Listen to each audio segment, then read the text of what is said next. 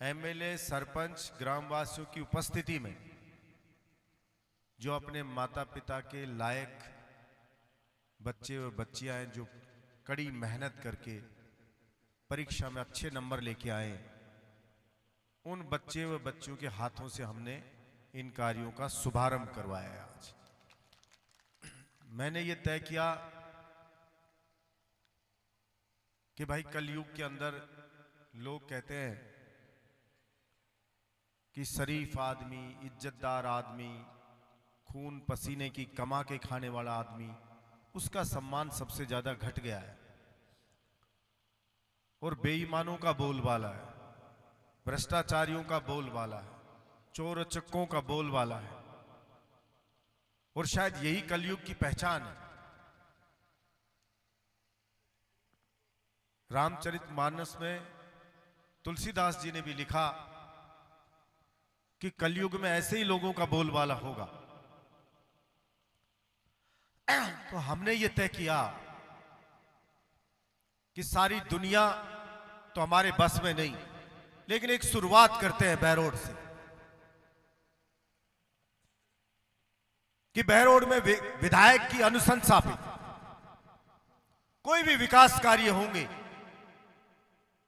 चाहे कॉलेज बने, चाहे स्कूल बने, चाहे सड़क बने, या कोई भी अन्य तरह के, चाहे सीवर लाइन हो, दूसरे हो, गलियां हो, कोई भी विकास के कार्य हो, उनका उद्घाटन उसी गांव के जो पढ़ लिख करके अच्छे नंबर लेके आए, उन लायक बच्चों के हाथों से उसका उद्घाटन करवाया जाएगा। आज मेरे डाबरवास गांव में शुभारंभ किया सीवर लाइन का, तो जो सिला पट्टी का है उस पे नाम दर्ज है प्रतिभावान छात्र और छात्राओं का। इस गांव से कोई भी जाएगा तो सिला पट्टिका पे नजर पड़ेगी, तो यहां से एक अच्छा मैसेज लेके जाएगा कि डाबरवास गांव में सम्मान उसका किया जाता है जो लायक होते हैं। और उस रास्ते से कभी भी उसकी मां गुजरेगी, पिता गुजरेगा, परिवार का सदस्य गुजरेगा, तो प्राउड फील करेगा, उसको गर्व महसूस होगा कि मेरी बच्ची का नाम सिला पट्टिका पे लिखा हुआ है। जिनका नाम नहीं दर्ज हुआ, वो छात्र छात्राओं के मन में भी सम्मान पाने की भूख जागृत होगी कि मेरे साथ पढ़ने वाली छात्रा का नाम उद्घाटन पत्रिका पे लिखा हुआ है, मेरे साथ पढ़ने वाली छात्रा है वो वहां पे स्टेज के ऊपर बैठी हुई है, उसका सम्मान हुआ है। हम उसके माँ बाप का भी सम्मान करेंगे, इनका पुनः भी सम्मान अभी करेंगे। इन्होंने माइक मुझे पहले पकड़ा दिया, तो दूसरे बच्चों को भी लगेगा हमें भी वो सम्मान मिले, तो वो भी पढ़ाई करेंगे, मेहनत करने का सोचेंगे। वरना तो आजकल क्या होगा, गुंडे आइडियल हो गए। छोटे छोटे बच्चों को गुंडागिर्दी लुभाती है, उन्हें लगता है कि ये शॉर्टकट रास्ता है, जबकि शॉर्टकट ये नहीं होता। गुंडा और गंडक, उसकी जिंदगी कोई ज्यादा लंबी नहीं होती। और शरीफ आदमी से बड़ा कोई बहादुर नहीं होता है, लेकिन वो जिस दिन लड़ने की ठान ले तो फिर उसका कोई मुकाबला नहीं कर पाता है, क्योंकि वो सच्चाई पे होता है। इसलिए मैं समझता हूं कि हमारे यहां पे अच्छे लोगों का ही सम्मान किया जाएगा, और आगे भी कोई भी जो भी विकास के कार्य होंगे, उन सब का भी आगे जो भी बच्चे पढ़ लिख करके मेरिट में आएंगे, उन्हीं से उनका इनॉग्रेशन कराया जाएगा।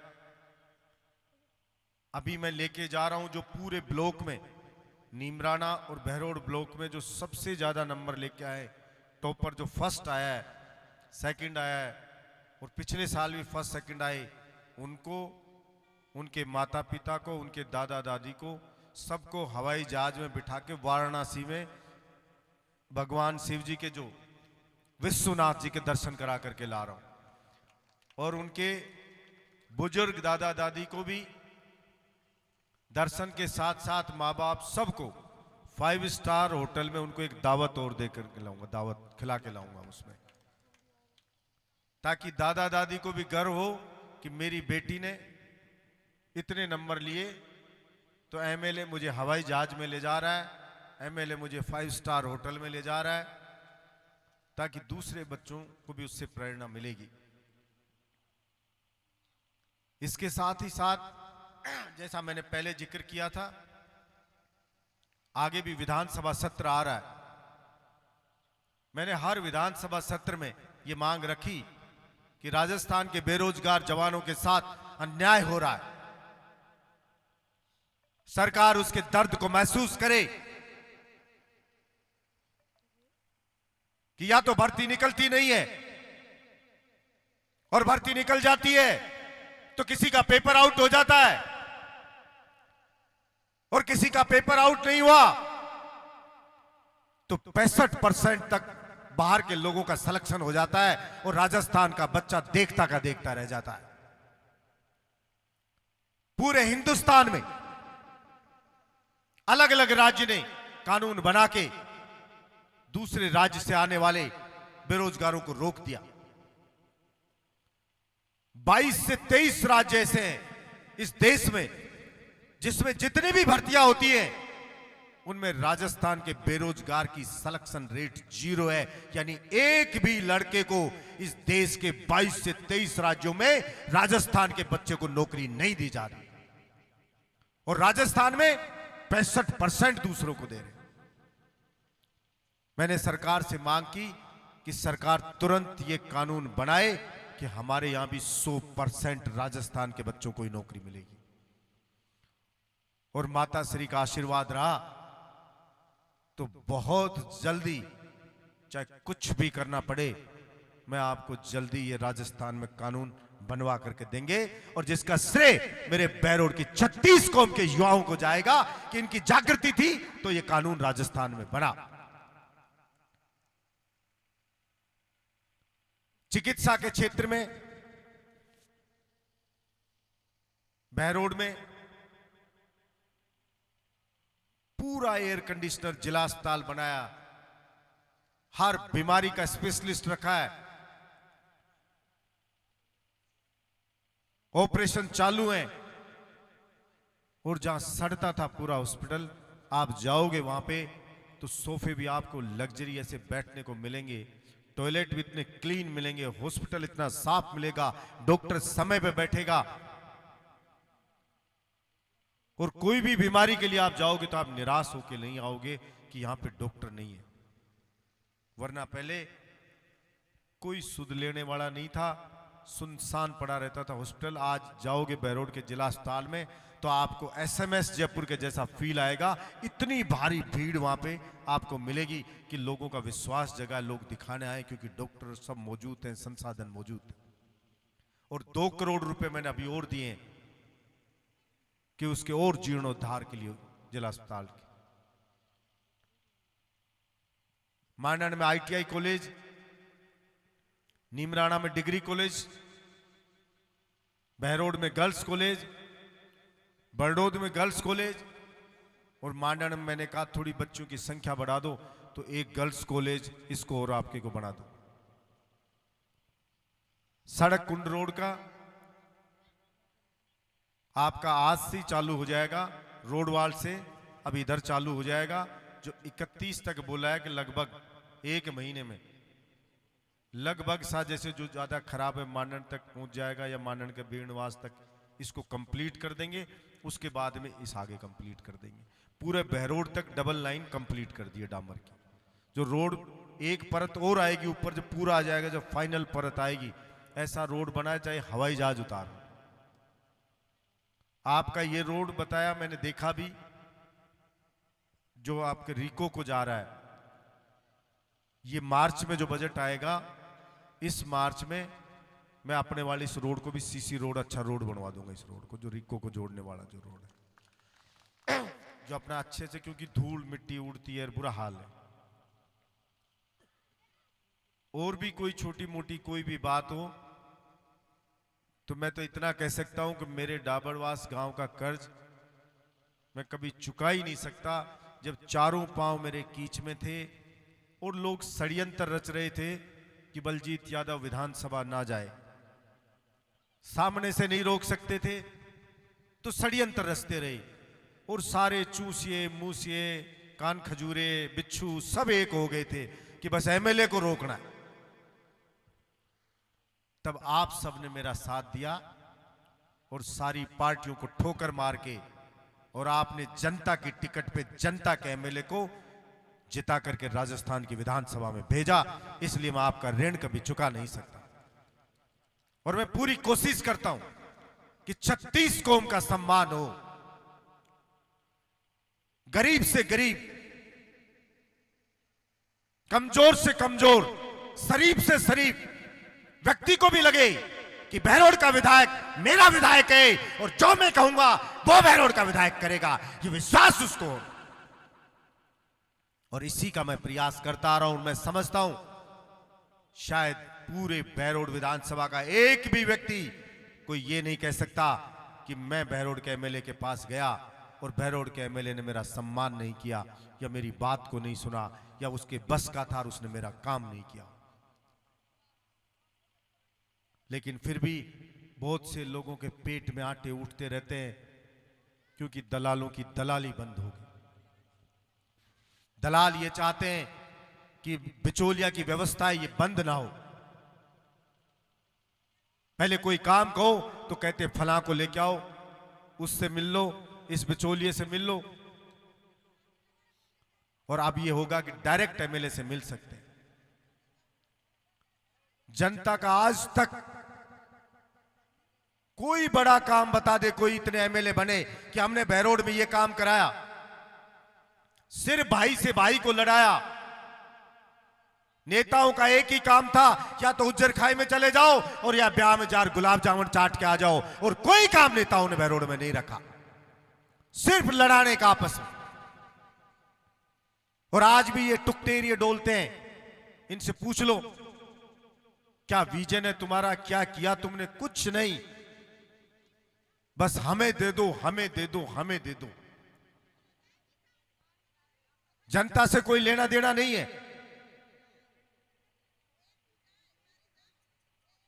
जिसको 1 लाख वोटों की लीड देकर के सांसद को जिताया,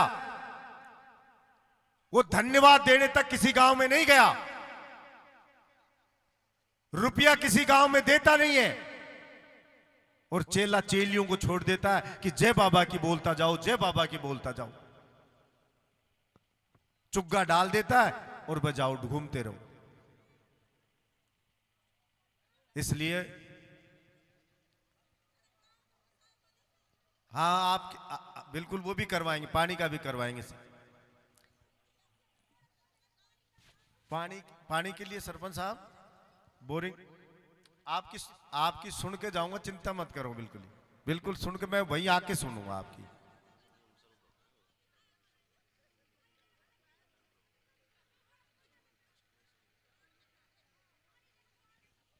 सुनो माताजी, सुनो।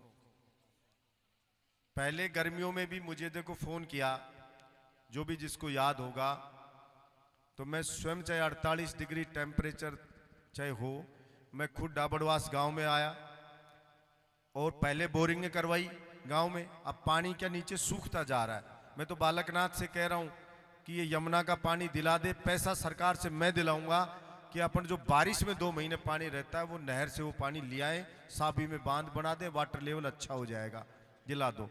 पहले मैंने बोरिंग करा के गया, अब सूख गई, वापस बोरिंग कराऊंगा। घर घर नल के लिए पहले भी आपसे कहा था, घर घर नल से पानी पहुंचाएंगे।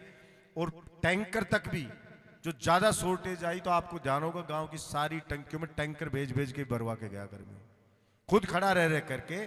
और ये जनवरी टेंडर इसका लगा दिया, टेंडर लगा दिया, सरकारी प्रक्रिया होती है, उसका टेंडर लग गया। और मैं जल्द से जल्दी अभी एक्शन को भी बोलूँगा, 1 महीने के अंदर अंदर पहले बोरिंग करा करके वो कनेक्शन चालू कर देंगे, फिर आपका घर घर जो नल वाला है इसको चालू करवा देंगे आप। ये मेरा कमिटमेंट है कि मेरी विधानसभा में एक भी गांव शेष नहीं है कि जिसका पैसा मंजूर नहीं कराया। यहाँ पे जेजेएम के तहत पीएचडी के AN प्रपोजल बनाते हैं, अशोक गहलोत सरकार का पीएचडी मंत्री मंजूर करता है, 55% पैसा जमा कराता है। उसके बाद जो जीएसटी से पैसा केंद्र को जाता है वो 45% पैसा जैसे अलग अलग मद में केंद्र लौटाता है वो जमा होता है और उसके बाद में काम चालू हो जाता है। तो निश्चित रूप से काम चालू होगा और इसका सब कुछ मंजूर होकर टेंडर लगा दिए हैं इसके। और भी जो भी छोटी मोटी बात रहेगी वो सब करेंगे।